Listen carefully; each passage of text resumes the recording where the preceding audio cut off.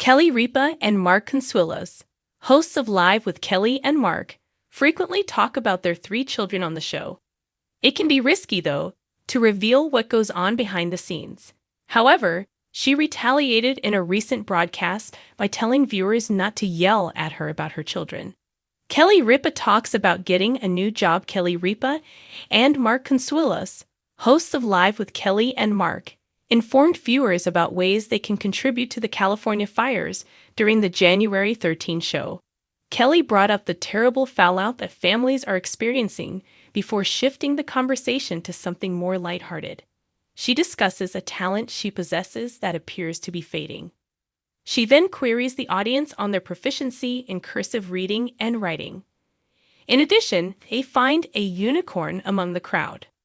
When asked if he could write cursive, a 22-year-old man shrugged and replied, "A little bit." He acknowledged that he could read it. Kelly proceeds with a profession she believes she would be good at after they talk about the rarity. Those who can read in cursive are needed by the National Archives, she explains. Kelly seems to believe she would be a perfect fit to assist in sorting through the 200 years of documents that require transcription. She acknowledged that her children would be at a disadvantage when she discussed her ability to read looped cursive. "Don't yell at me," she says, pushing back the audience. Kelly Ripa then reveals that none of her three children are proficient in cursive reading or writing. They were not taught cursive. They were not taught script in school, she acknowledges. However, the audience moaned as soon as she said it. Kelly responds defensively, saying, "Look, don't yell at me. I know. I sent them to school. Bloquin, 21, Lola, 23, and Michael, 27, did not receive those lessons, in contrast to the 22-year-old audience member." Kelly continues to defend herself by saying that she sent them to school and that it wasn't her fault they weren't taught. She also says that taking her children to school was a whole new world. Everything had to be retaught to Kelly and Mark. In jest, Kelly Ripa, host of Live with Kelly and Mark, claims that sending her children to school was wild. They weren't even learning on paper, she continues. She also reveals that the parents have to learn everything with their children. They would put all the parents down at that moment and tell them that they were doing it wrong. Mark Consuelos goes on to say that they also had to pick up new maths. He made the absurd remark that they didn't carry the one. How do you feel with Kelly Ripa retaliating against the crowd? Do you believe that she grows weary of being criticized for her parenting? Do you enjoy Kelly Ripa and Mark Consuelos talking about their three children on Live with Kelly and Mark?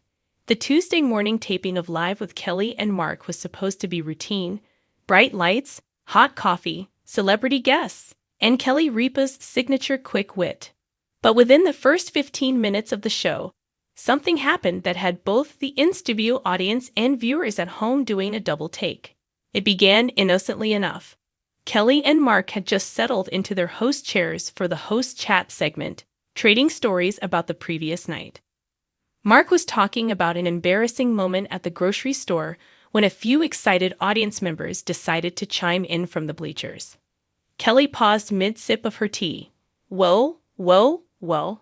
What's going on over there?" she asked, playfully pointing to a cluster of fans in the second row.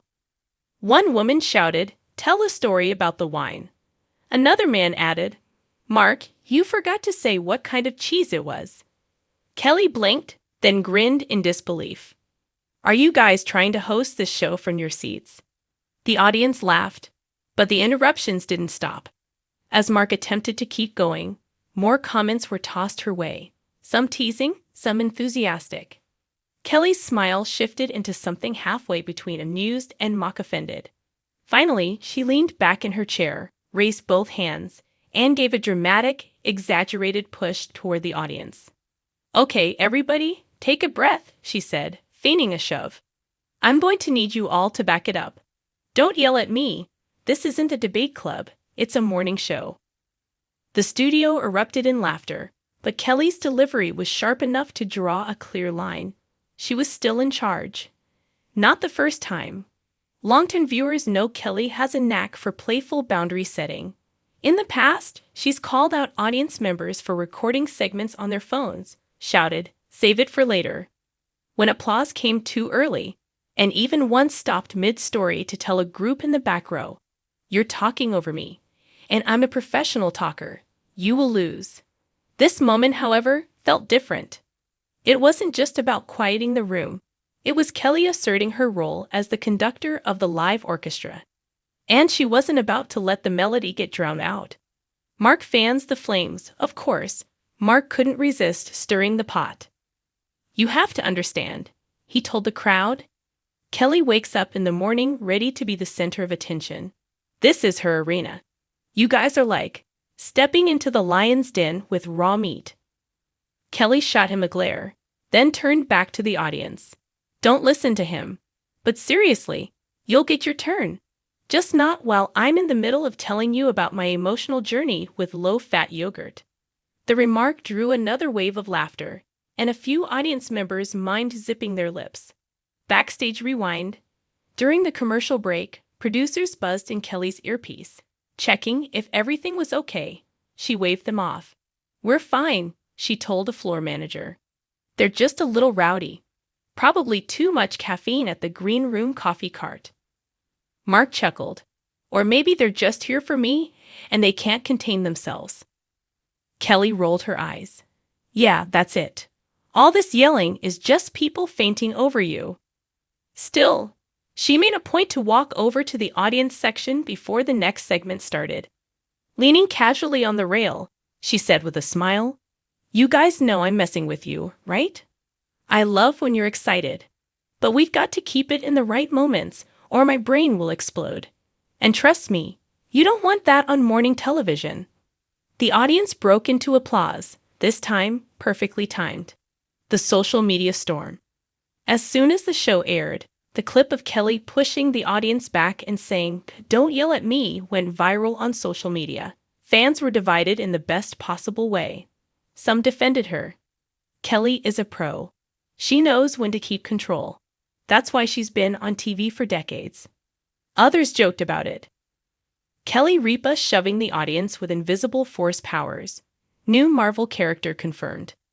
A few even suggested the show start a "Kelly Says Don't Yell" merch line, complete with cartoon graphics of her mock pushing people away. Kelly's on-air follow-up. The next day, Kelly addressed the reaction in the opening minutes. "Apparently, I'm now the face of anti-yelling campaigns everywhere," she said, holding up a printout of a meme someone had sent her. In it, she was mid-push, with the words "personal space is my love language" written across the bottom. Mark laughed so hard he nearly dropped his mug. "You realize you've just given people permission to yell at you more, right? They're going to want to get a reaction." Kelly wagged a finger at the camera. "Try it and see what happens. I'll call my mom, and she'll really yell at you. Trust me, you'll regret it." Why it works moments like this are part of the secret sauce that keeps live feeling authentic. Unlike tightly scripted talk shows, Live thrives on unpredictability. Whether it's Kelly roasting Mark's cooking, a guest spilling tea by accident, or the audience getting a little too involved. Viewers at home don't just watch for celebrity interviews, they watch for these flashes of humanity. When Kelly drops the polished host persona and reveals a mix of sass, humor, and genuine connection. Audience reactions post-show. After the taping, several audience members spoke to a producer about the incident. "She's exactly the same off-camera," one fan said. "When she told us to back up, it was funny, not mean. You can tell she's in control, but she's also making sure everyone's having fun." Another admitted, "I was one of the yellers. I think I got too comfortable because it felt like we were just hanging out in her living room. But I learned my lesson. TV hosting is harder than it looks." Kelly even took a moment to pose for photos with some of the same audience members she'd scolded, joking, "Now remember, indoor voices. The last word." By the end of the week, the "Don't Yell at Me" moment had become part of live lore, replayed in highlight reels and fan compilations. Kelly herself seemed proud of it. "Look," she told a reporter backstage, "sometimes you've got to reel in the energy before it gets too wild."